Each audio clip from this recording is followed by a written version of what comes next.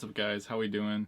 So today I wanted to talk about a new film that came out a week or two ago, Little Fish. And this was one that I actually forgot and didn't realize came out until this last week, but I'm very excited to talk about it because of two specific reasons. But let's get the basics out of the way first. This film is directed by Chad Hartigan, and I haven't really seen any of his films before, but I did think this was a very worthwhile film. And it is a sci-fi romantic drama, which I haven't really seen too many that combine all of these elements into one. I think it really worked well. The film is about a couple who are going through a bit of a rough time because there's this virus that has gotten and spread all over the world, similar to a pandemic situation, and it causes memory loss. One of the characters, the husband of the couple, begins to experience this. So the film really delves into their issues trying to grapple it, in light of a cure, and see if there's anything that can be done in the way of ensuring that their relationship does not fall apart due to this, because this thing just completely can take over a person and cause them to completely forget who they are, where they are, people around them, everything. Of course, if it gets that bad. It is one of those sort of progressive things that starts off not too harmful, but then progressively gets worse and worse. Now, I have to say, I was very excited to see this film simply because of two reasons. One, Olivia Cooke and Jack O'Connell. I've enjoyed Olivia Cooke ever since I first saw her in Me and Earl and the Dying Girl, and I've since seen her in Thoroughbreds, Ready Player One, and the most recent Sound of Metal.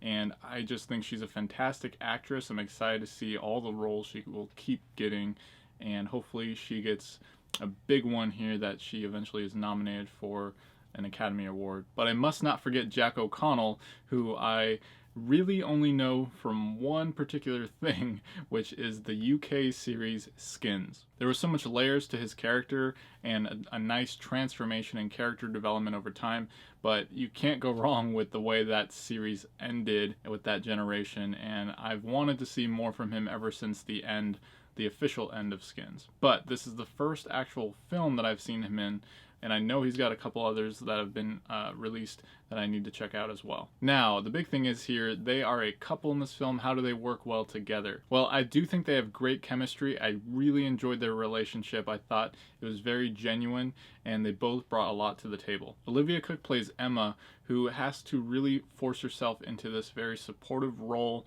and she really has to have a lot of strength as a character as she sees her husband Jude really start to get to a darker, worse place with this memory loss issue. And while I will say Jack O'Connell isn't quite the over-the-top, crazy character that he is in Skins, he does have a few moments here and there, but he's much more subdued, and I did like to see his acting range, how it was a lot different than what I was used to. Not only that, but you get to see different accents from these two actors, and I think once I got used to them, I think it was a lot easier to understand.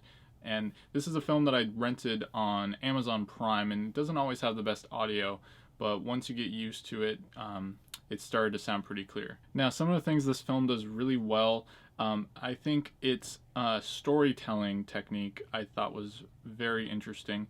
The only thing I can really say that it reminded me of was something like in Memento. Because we're dealing with memory loss, there are elements where the characters have to find ways to remember things, important things, little details here and there. They use things like photographs, like we've seen in Memento, to achieve that. Also, the storytelling itself is done in a non-linear fashion at times, and there's also some narration.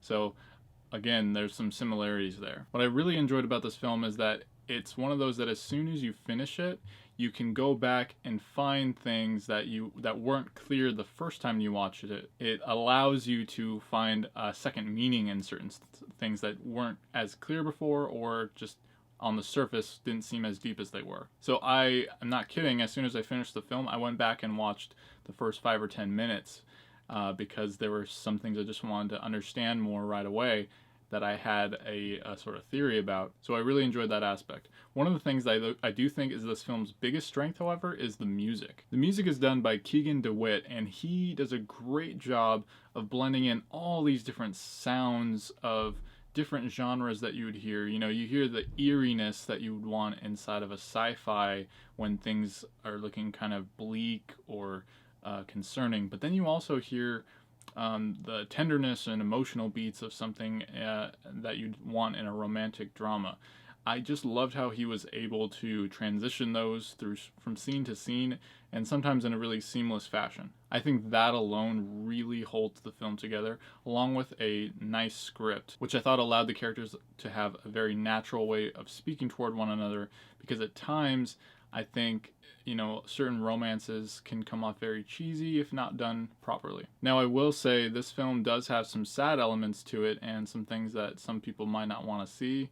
But it's not too over the top. There isn't a lot that is shown too explicitly in any way. But it's certainly one of those movies that kind of makes you wonder, how things are going to turn out, and if we're really going to get some kind of a true happy ending here. I also sensed a lot of parallels to what we're all currently going through, so I do feel like this is a relatable film. One thing I also really liked is there is a really solid amount of creative editing at hand.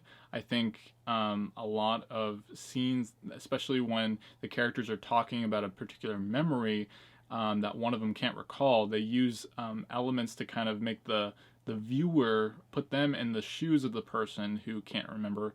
And you see parts where you think they're remembering it correctly, but then you realize that they actually are not remembering it correctly. And so they show you things like that, which I thought was very fascinating. This film was also distributed by IFC Films, and I've seen a good number of their films, especially a lot of their midnight and their horror or sci-fi films.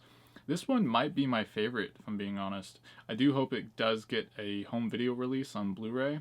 I think the quality of the stream, at least on Amazon, wasn't as clear and sharp as I would have liked, but I could see it looking better on, say, something like Apple TV. Now, as much as I love this film, I will say there is maybe a subplot or two that don't quite get what I would say really wrapped up. There is, something involving a cure that I wanted to get a little bit more information about that we never quite find out. The film decides to go a certain route where the cure aspect becomes not as important, I should say. But again, I did very much enjoy this film. I would gladly see it again, and it's one that I really would want to introduce to others because I feel like it's a hidden gem that a lot of people aren't aware of. There were so many films that came out this previous week or two, and some are just bound to kind of get lost on everyone's radar. So yeah, if you're someone who enjoys a good drama with some romance and sci-fi mixed in, you really can't go wrong with this film. There's a lot to like here. I overall highly enjoyed this film, and I would recommend all of you to check it out. And that's why this film is a diligent pick. So guys, have you heard of Little Fish? Is it one that I've now intrigued you to check out?